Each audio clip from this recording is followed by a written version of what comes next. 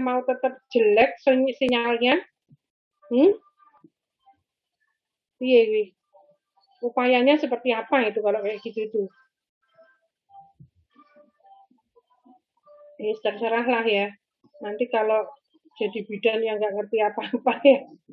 Intinya kita sudah berusaha untuk memberikan yang terbaik ya, meskipun dengan keterbatasan media, keterbatasan apapun gitu ya. Tapi saya berharap sebetulnya ini sudah tahun kedua bagi kalian, mestinya tidak ada lagi kendala sinyal. Misalnya sinyal di rumah tidak bisa, ya silakan kos terdekat, misalnya kos yang ada wifi-nya yang terdekat dari rumah kalian misalnya. Yang kira-kira masa nggak ada sama sekali, sekota itu jelek misalnya sinyalnya apa ya? Ya semoga lah bagaimana cara mengatur waktu, cara mengatur biar mendapatkan informasi, materi dan sebagainya ya. Karena ini sebetulnya perkuliahan ini secara daring ini sudah luar biasa menguntungkan bagi kalian ya sebetulnya. Tapi kalau dengan sudah diberikan kemudahan tapi masih kendala yang harusnya sudah diatasi di tahun kemarin masih terjadi di tahun ini, ya wis monggo aja. Baik, sebelum saya mulai ke materi selaku koordinator mata kuliah, saya akan menyampaikan dulu tentang RPS ya, kontrak belajar maksud saya ya. Kontrak belajar itu coba share.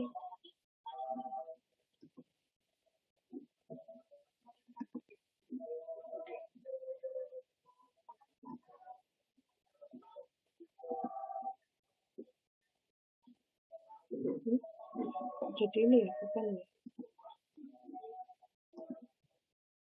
Kontrak.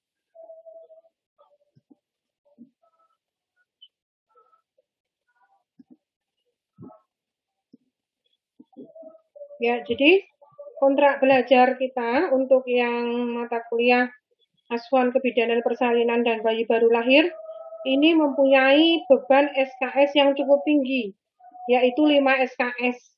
Sehingga kalau kalian nanti pengen IP-nya tinggi, ya, tolong dipahami ya bahwa dengan SKS 5 SKS ini akan sangat menentukan sekali nanti IPK. Jadi bukan berarti mengesampingkan mata kuliah yang lain ya, tetapi perlu strategi ya untuk mata kuliah dengan beban SKS yang tinggi, harusnya nilainya juga tinggi untuk mendapatkan IPK yang bagus ya, minimal 3,25 ya, karena itu merupakan sasaran mutu bagi Poltekkes Kemenkes Semarang. Untuk mahasiswanya minimal adalah lulus dengan IPK 3,25 minimal itu. Sehingga tolong kalau ada kendala tidak bisa menerima materi dan sebagainya harus berupaya untuk bagaimana bisa mengikuti perkuliahan, praktek dan sebagainya dengan baik gitu ya. Untuk mata kuliah Asuhan Kebidanan Persalinan dan Bayi Baru Lahir ini kode mata kuliahnya BD 5302. Beban SKS 5 SKS, 3 teori dan 2 praktik. Koordinator mata kuliahnya saya sendiri, kemudian dosen pengampu yang lain, saya tim dengan Bu Triana, Bu Heni Rosiana, kemudian Dita Budita Aulia, dan Bu Nur Hafidoh. Ya. Kemudian untuk pembelajarannya, untuk yang teori itu secara daring, full daring. Kemudian untuk yang P, dimungkinkan nanti kita lihat perkembangan dari pandemi COVID-19 ini seperti apa, sehingga nanti apakah teman-teman itu bisa dilatih atau ditutor ya, tutorial di laboratorium kampus kita. Kemarin sudah pernah ikut tutorial ya berarti ya? Mata kuliah apa yang sudah tutorial di kampus? Sudah, Ibu. Sudah, apa? Ibu. KDKK sama apa? KDK sama? Asuhan kebidanan juga sudah, Ibu. Askep, Ibu. Askep yang apa? Kehamilan, Ibu.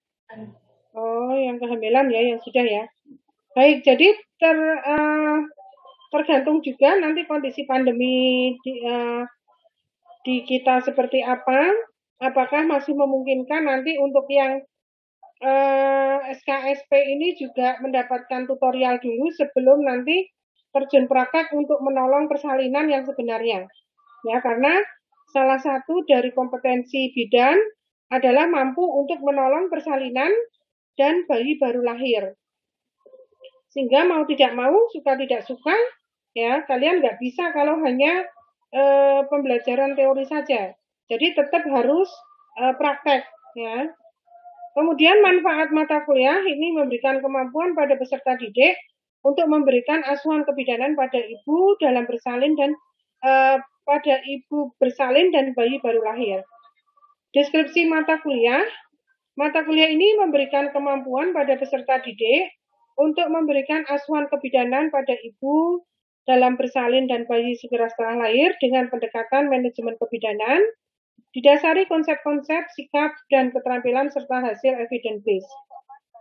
Kemudian untuk tujuan instruksional umum, setelah mengikuti perkuliahan, mahasiswa mampu memberikan asuhan kebidanan pada ibu bersalin normal dan bayi baru lahir.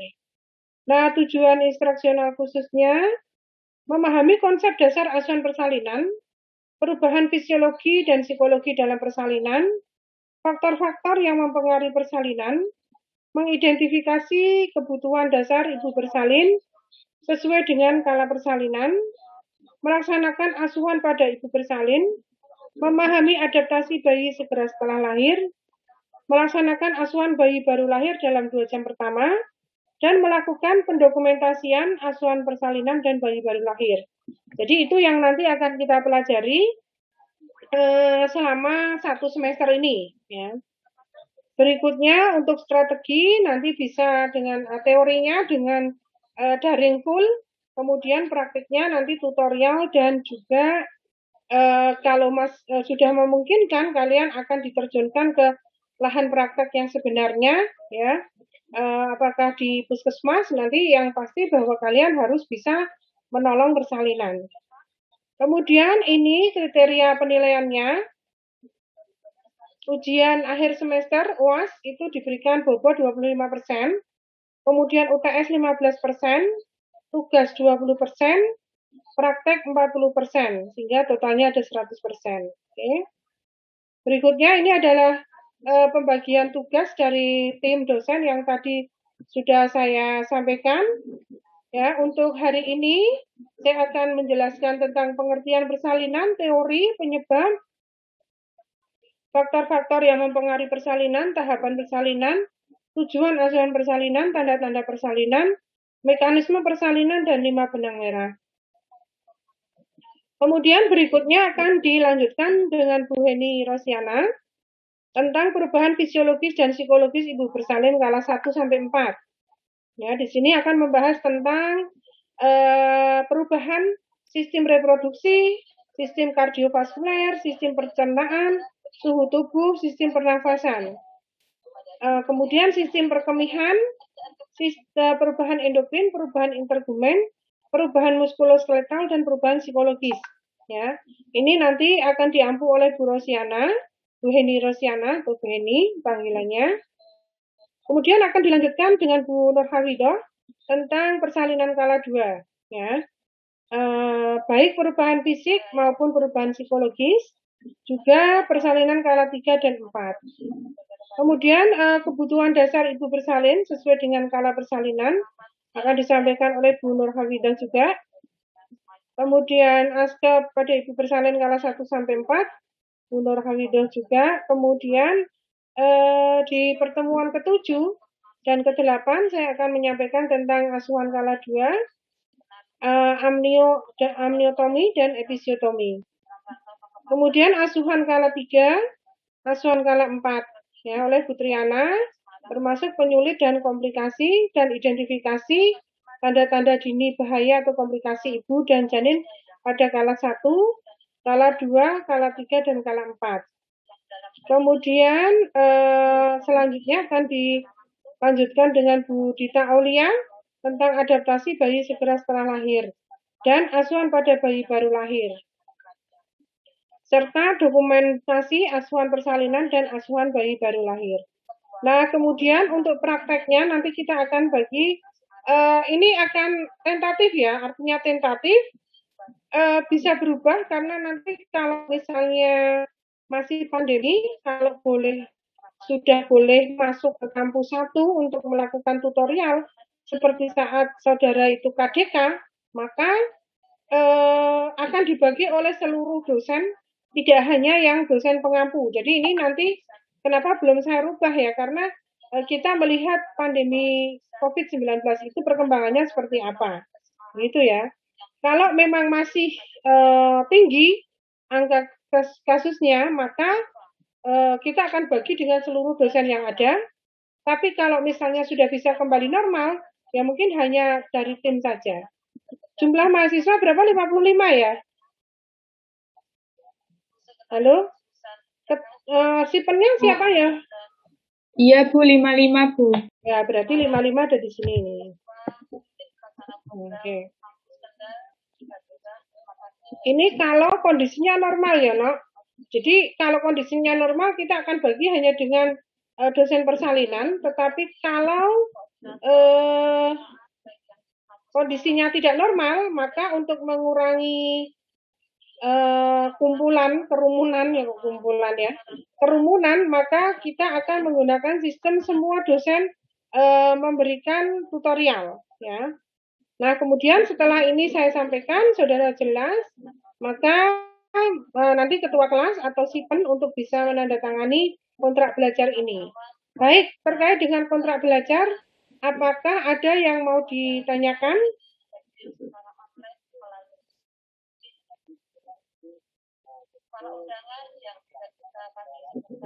Ada pertanyaan, Nak? Tidak ada. Oke. Di antara ini, semua ini, apakah semuanya sudah pernah melihat persalinan? Halo? Belum pernah Bu. Oh, belum pernah. Oke. Belum Bu. Belum pernah ya? Oke, saya coba biar kalian ada gambaran ibu bersalin tuh kayak apa sih gitu ya. Saya mudah-mudahan videonya bisa ya disurat.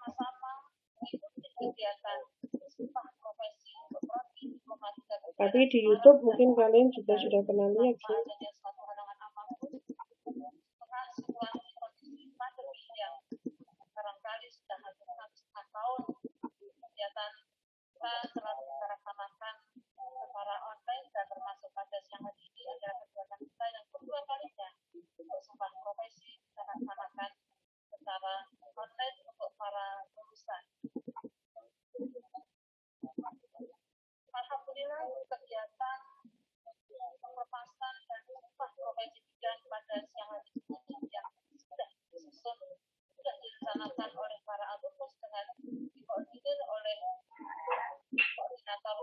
Melihat tanda dan gejala kala 2 adalah sebagai berikut.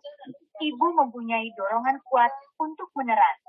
Ibu merasakan tekanan yang semakin meningkat pada rektum dan atau pada bisa kelihatan nggak, Nak? Perineum menonjol. Bisa Bu. Sudah bisa. Anal terbuka. Peningkatan pengeluaran lendir dan darah. Kayak tabel lagi. Coba ya diperhatikan kayak apa orang bersalin itu biar ada gambaran. Melihat tanda dan gejala kala 2 adalah sebagai berikut. Ibu mempunyai dorongan kuat untuk meneran. Ibu merasakan tekanan yang semakin meningkat pada rektum dan atau pada vagina. Perineum menonjol. Vulva, vagina, dan sphincter anal terbuka. Peningkatan pengeluaran lendir dan darah.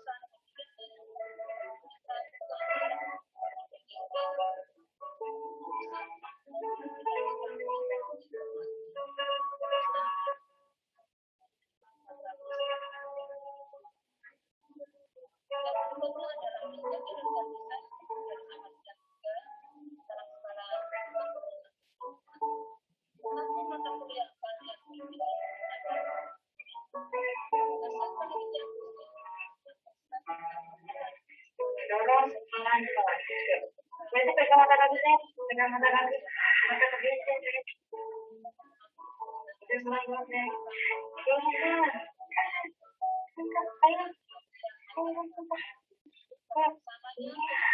Ayo. Pintar, sayang. Pintar.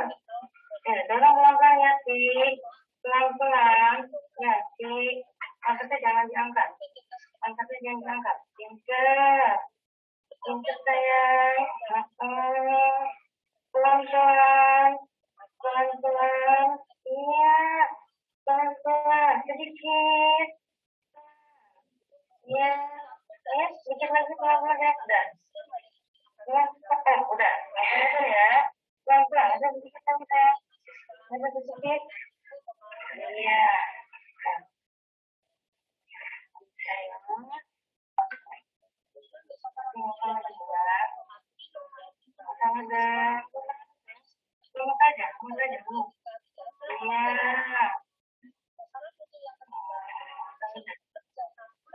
Pasang badan ya, Ci.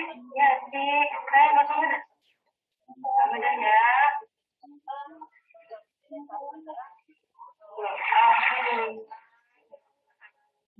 Ya.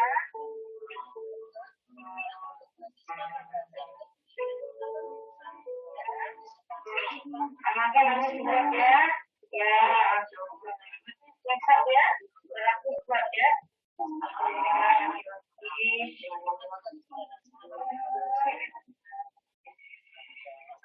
Duduk ya, Ci. Duduk ya.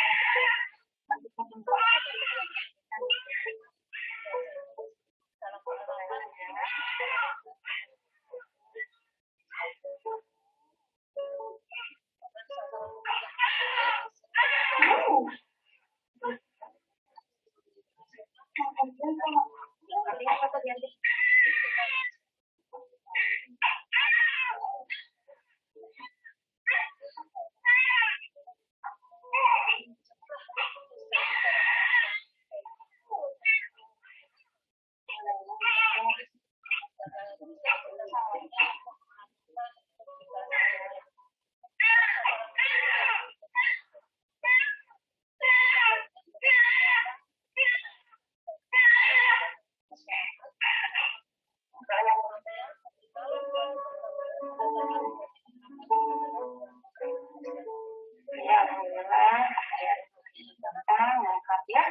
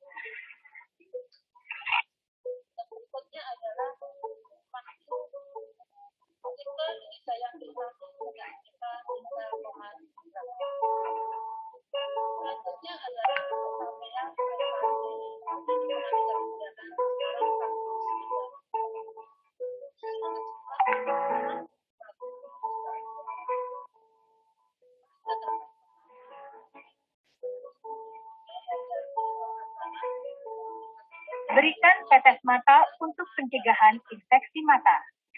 Berikan suntikan vitamin K untuk mencegah perdarahan otak dan imunisasi hepatitis B setelah lahir untuk memberi kekebalan pada bayi.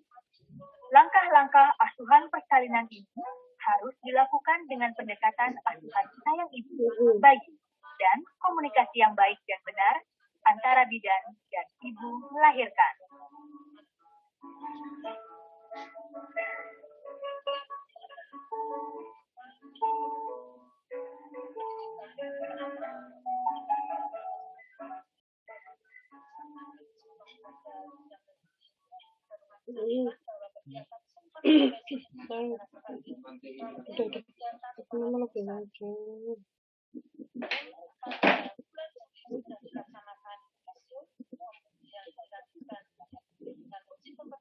Baik, sudah melihat semuanya ya.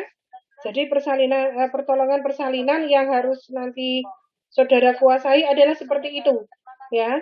Jadi menolong persalinan pada ibu bersalin, ya, dan merawat juga bayi baru lahir. Oke, sudah ada gambaran saya kira, sehingga untuk hari ini kita akan mulai dengan materi yang pertama, yaitu tentang konsep persalinan, ya, atau fisiologi persalinan.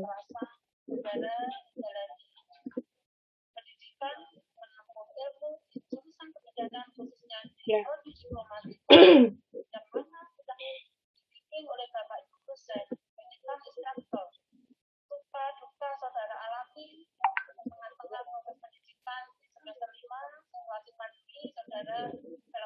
Baik, sudah terlihat share screen saya? Iya, sudah, Bu. Ya, jadi fisiologi persalinan, ya, atau konsep dasar persalinan, ya.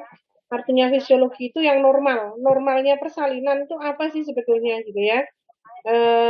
Seperti yang tadi sudah dilihat di video, ya, bahwa persalinan itu yaitu prosesnya seperti itu, ya. Nah, ini mulai macet nih, di sharing. Kenapa nggak mau maju? Oke, jadi pengertian persalinan yang pertama, persalinan adalah proses pengeluaran hasil konsepsi. Tadi saudara lihat di video, ada pengeluaran hasil konsepsi, yaitu janin atau bayi dan plasenta, ya, yang telah cukup bulan atau dapat hidup di luar kandungan melalui jalan lahir atau melalui jalan lain dengan bantuan atau tanpa bantuan atau kekuatan sendiri. Kalau tadi dengan kekuatan sendiri artinya ibunya mengejan ya. Proses ini dimulai dengan adanya kontraksi persalinan sejati yang ditandai dengan perubahan serviks secara progresif dan diakhiri dengan kelahiran plasenta. Nah, jadi itu pengertian persalinan menurut Ari. Nah, kemudian untuk jenis persalinan ada yang disebut dengan persalinan normal atau spontan. Yang tadi saudara lihat di video itu termasuk dalam persalinan normal atau spontan. Apa itu persalinan normal atau spontan? Adalah proses lahirnya bayi pada letak belakang kepala dengan tenaga ibu sendiri, tanpa bantuan alat-alat, serta tidak melukai ibu dan bayi yang umumnya berlangsung kurang dari 24 jam. Artinya tidak melukai ibu itu kalau menggunakan vakum ekstraksi, ya, disedot atau dilakukan operasi itu kan berarti ada melukai ibu gitu ya. Kalau spontan atau normal itu nggak ada.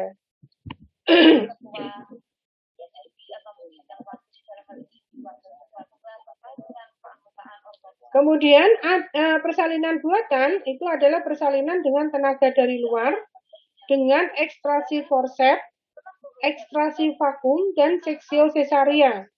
Ekstrasi forceps itu artinya mungkin kalian sudah pernah melihat alat vakum, alat ekstrasi forceps ya, kayak sendok itu sudah pernah belum? Sudah pernah lihat? Alat ekstrasi forceps. Ada yang pernah lihat? Oh, nggak ada tanda-tanda kehidupan ya? Sudah pernah lihat belum? Belum, Ibu. Belum, Ibu. Belum, Bu. Nanti bisa melihat di internet ya, ekstraksi forceps itu kayak apa. Kemudian ekstraksi vakum dan seksio cesaria. Saya kira di YouTube banyak ya, coba ya saya lihat juga ya. Ya.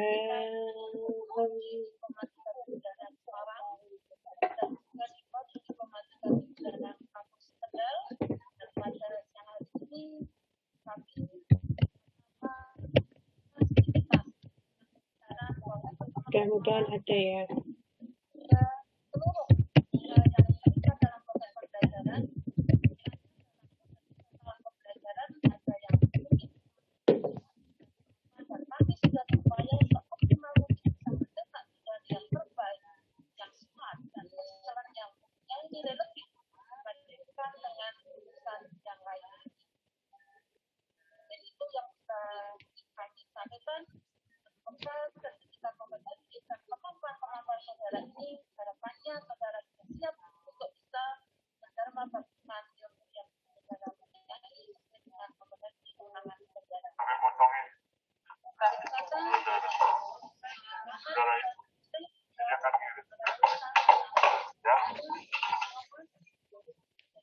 Jadi ya, lihat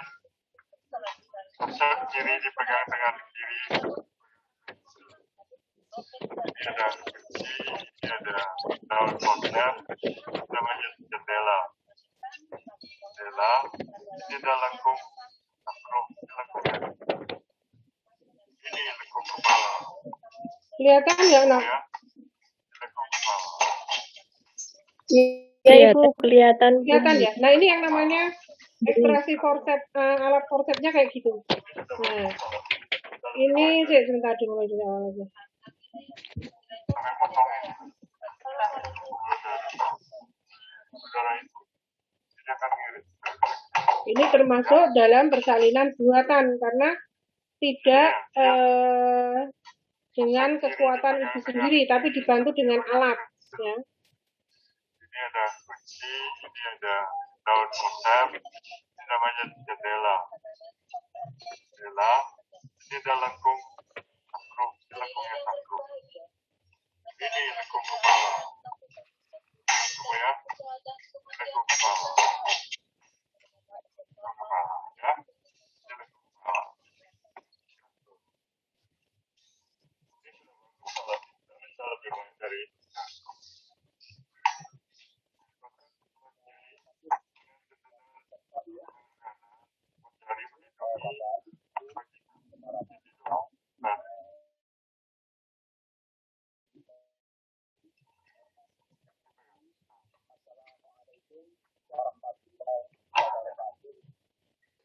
Waalaikumsalam warahmatullahi wabarakatuh. Kanan, pegang dengan tangan kanan, Indonesia bersih. dipasang sebelah kanan. Nah, ini masuk, ini dikunci.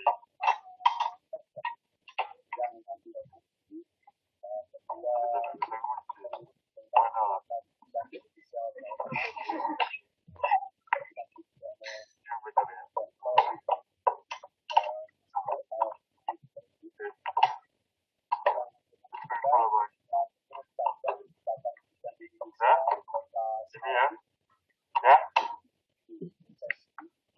Kemudian dievaluasi dan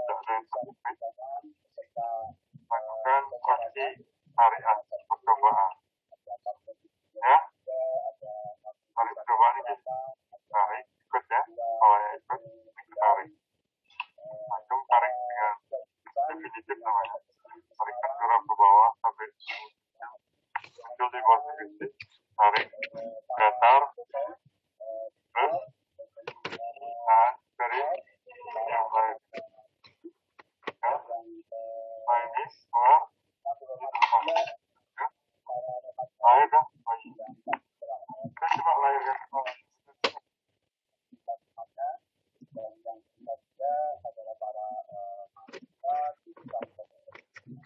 Oke, jelas ya. Itu tadi adalah salah satu dari jenis persalinan. Ini kenapa ini?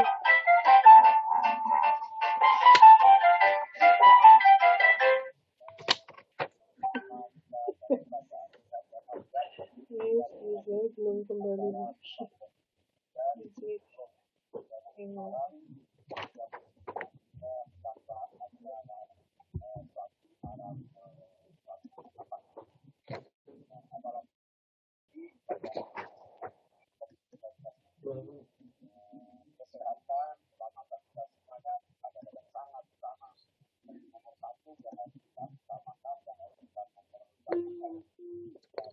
Kita kembali lagi ke materi. Kenapa nggak muncul?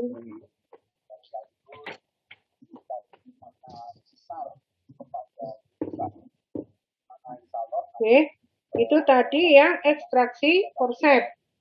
Kalau yang ekstraksi vakum sudah ada yang pernah melihat? Halo? Halo? Belum, Ibu. Ya? Belum, tak carikan lagi. Enaknya kalau di apa itu dengan daring itu gini ya. Artinya mudah kita terhubung dengan internet gitu ya. Oke, tak carikan lagi. Bengke mudeng satu demi satu. Yang penting kamu paham gitu ya. Oke.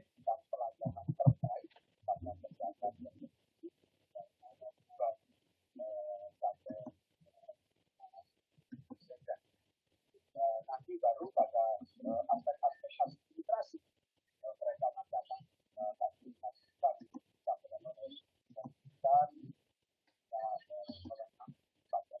saatnya nanti baru kita tanda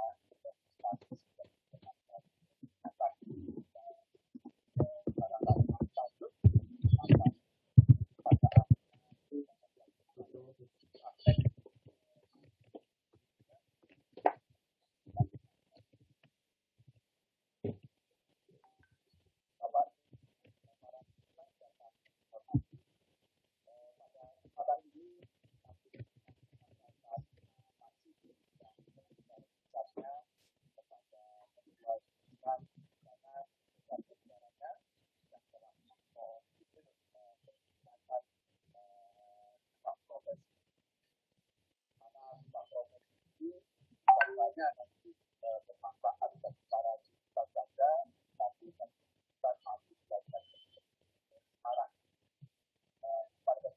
pada kesempatan ini juga kami mengucapkan selamat dan berbahagia